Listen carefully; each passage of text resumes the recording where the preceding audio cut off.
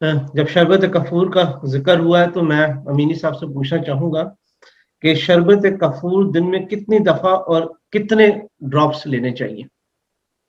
शरबत काफ़ूर एक एक बहुत बड़ी नेमत है इंसान के लिए जो यूरोप में और एशिया में रहते हैं, और जो हमारी फूड में शामिल है तेज़ाबी चीज़ें उनके लिए।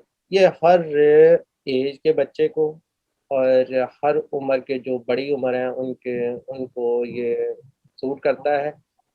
छोटे बच्चों को 2 से 3 कतरे हर 2 घंटे बाद नॉर्मल डोज़ है इसका।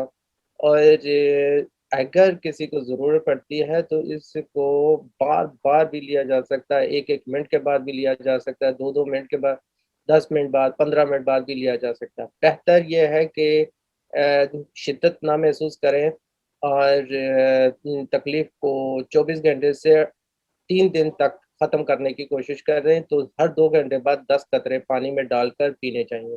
तो क्योंकि इसका असर 10 और 2 घंटे रहता है, और 2 घंटे में ये बॉडी में जो फिर दोबारा से रिबिल्ड होना शुरू हो जाती है, बॉडी दोबारा से अपनी बीमारी की तरफ आना शुरू कर देती है। तो इसलिए हर 2 घंटे बाद इसको लेना चाहिए। दिन में 6 दफ़ा कम से कम जग अगर वो सो जाता है, तो सोने को काउंट नहीं करें, जब वो दोबारा उठे तो दोबारा से लेना शुरू करें।